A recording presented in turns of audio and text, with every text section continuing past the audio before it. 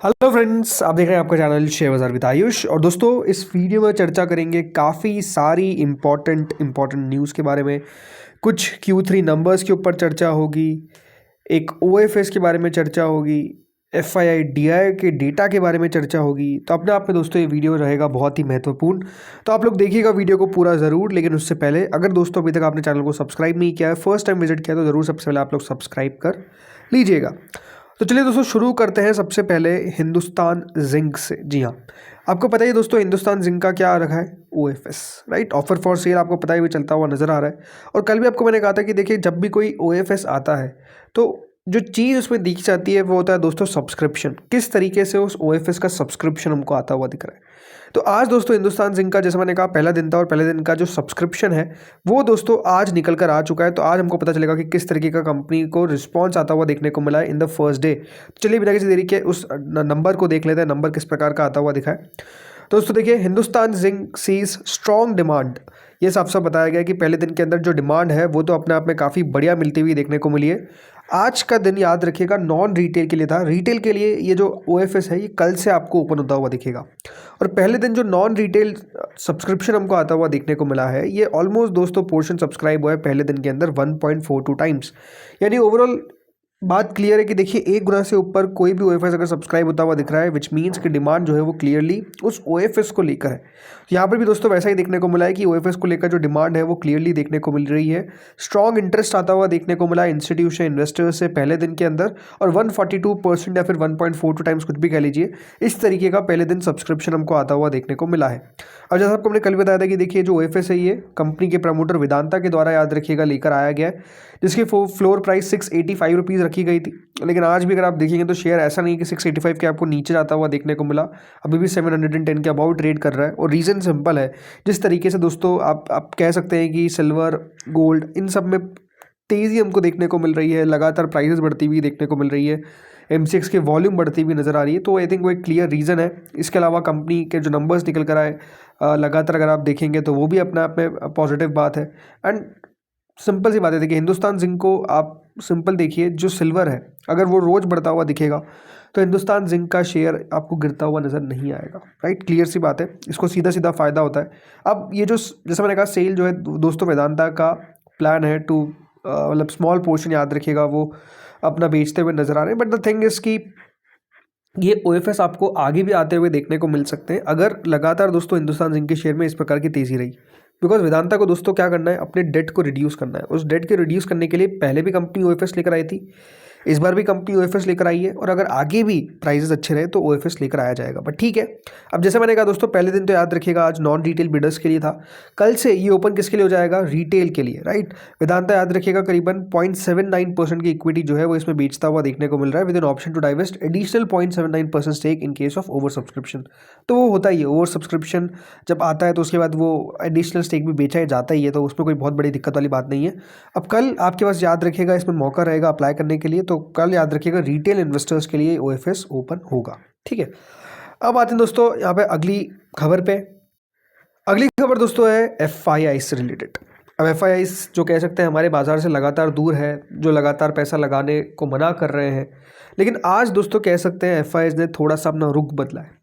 बड़े दिनों के बाद दोस्तों क्या हुआ है, FII की खरीदारी लौटती हुई देखने को मिली है। जी हाँ, आज नेट FII ने सेलिंग नहीं, बाइंग करी है। और बाइंग कितनी करी है दोस्तों, बाइंग करी है लगभग 480 करोड़ के आसपास। जी हाँ, कुल मिलाकर देखिए 21,044 करोड़ का ग्रॉस परचेस था और ग्रॉस सेल था लगभग 20,564 करोड़ का। अब आप कह सकते हैं कि 480 करोड़ कोई बहुत बड़ा आंकड़ा तो नहीं है, बिल्कुल सही बात है। बट कह सकते हैं ना कि एटलीस्ट हरा तो दिखा। जो लगातार लाल लाल लाल हमको देखने को मिल रहा है, यानी लगातार जो सेलिंग देखने को मिल रही है, वहाँ पर कुछ तो बाइंग आती हुई दिखी। ये बात ध्यान रखिए, अभी तक सिर्फ पूरे जनवरी के महीने के अंदर FII ने 2 दिन बाइंग करी है। पहले दिन बाइंग करी थी 2 जन को, और अब दोस्तों जाकर बाय करा है ऑन 28 जन। मतलब आप समझिए कि पूरे जनवरी के अंदर सिर्फ 2 दिन है जो दोस्तों FII की तरफ से आपको बाइंग के आते हुए दिखे। अब ये देखना बहुत दिलचस्प होगा कि क्या कल के दिन भी बाइंग होगी, क्या उसके आगे वाले दिन भी बाइंग होगी। लेट्स सी होता क्या है। बाकी DIS तो दोस्तों लगातार आप कह सकते हैं बाइंग कर ही रहे हैं, मतलब DIS का सेलिंग का आंकड़ा कभी नहीं आता है और FIS का बाइंग का आंकड़ा कभी नहीं आता है, इस तरीके से अभी हो रखा है। लेकिन DIS ने बिल्कुल आज बाइंग करी है लगभग 3,360 करोड़। तो आज देखा जाए तो दोनों को मिलाकर दोस्तों जो बाइंग का आंकड़ा है वो काफ़ी अच्छा आता हुआ देखने को मिला है, 3,360 करोड़ और 480 करोड़। तो कुल मिलाकर आप कह सकते हैं कि यहाँ पर इतने दिनों के बाद हमको टोटल बाइंग जो है वो देखने को मिली है दोनों साइड से, किसी ने भी सेलिंग नहीं किया है, which is a very positive sign. ये बात ध्यान रखिए, अगर FIS बाय करेंगे तो शेयर बाजार चलेगा। अभी 2 दिन से आप जो तेज़ी देख रहे हैं उसमें आज का जो हाथ है वो कह सकते हैं FIS का भी था कि इनके द्वारा कह सकते हैं बिकवाली नहीं की गई। ठीक है, अब आते हैं दोस्तों अगली खबर पर। अगली खबर किससे है? NSDL से। दोस्तों Q3 रिजल्ट्स का सीजन चल ही रहा है और आज दोस्तों NSDL ने अपने नंबर्स रिपोर्ट करे हैं। चलिए किस तरीके के नंबर्स आए हैं देख लेते हैं। तो ये ना दोस्तों नंबर्स NSDL का करीबन 360 करोड़ का कंपनी ने रेवेन्यू रिपोर्ट किया है, जो पिछले साल तक करीबन 400 करोड़ का था पिछले क्वार्टर तक, और इससे पिछले साल 362 करोड़ के आसपास था। यानी ओवरऑल दोस्तों कंपनी का जो रेवेन्यू है, ये बात ध्यान रखिएगा, ये Q1Q तौर पर भी और YOY तौर पर भी आपको डाउन होता हुआ देखने को मिला है। YOY कह सकते हैं कोई बहुत बड़ा आंकड़ा नहीं है कि बहुत ज़्यादा गिर गया, बट 0.8% तो टूटा है। और वहीं जो Q1Q है 10% के आसपास कंपनी का, याद रखिएगा, ओवरऑल रेवेन्यू कम होता हुआ दिखा है। प्रॉफिटेबिलिटी, कंपनी का मुनाफा 89 करोड़ का आसपास आता हुआ दिखा है, जो पहले 85 करोड़ था, लेकिन इससे पिछले क्वार्टर में 110 करोड़ था। तो ओवरऑल यहाँ पर भी अगर आप देखेंगे तो लगभग 19% का डिक्लाइन है Q1Q तौर पर, और 4.4% का इंक्रीज़ है, कंपनी का मुनाफा बढ़ता हुआ दिखा है ऑन YOY बेसिस। तो रेवेन्यू जरूर गिरा है बट प्रॉफिटेबिलिटी में आप कह सकते हैं दिक्कत नहीं आई है। EBITDA दोस्तों कंपनी का 107 करोड़ के आसपास आता हुआ दिखा, जो पहले 90 करोड़ था पिछले साल तक, और इससे पिछले क्वार्टर में 130 करोड़। तो यहाँ पर भी आंकड़ा 18% के आसपास कंपनी का EBITDA डाउन हुआ है on Q1Q basis, but YOY basis पे 18.5% ऊपर है। EBITDA मार्जिन 29.9% पर आते हुए दिखे हैं, जो पहले 25% तक थे और इस बार 32.6% थे प्रीवियस क्वार्टर में। तो definitely Q1Q down and YOY up. So overall दोस्तों जो नंबर्स हमको आते हुए दिखे हैं, ये कह सकते हैं NSDL के it's sort of a decent numbers, कोई बहुत अच्छे नहीं है, कोई बहुत ख़राब नहीं है। NSDL ओवरऑल दोस्तों अगर परफॉर्मेंस वाइज देखेंगे तो कंपनी ठीक ठाक ही करती हुई देखने को मिल रही है।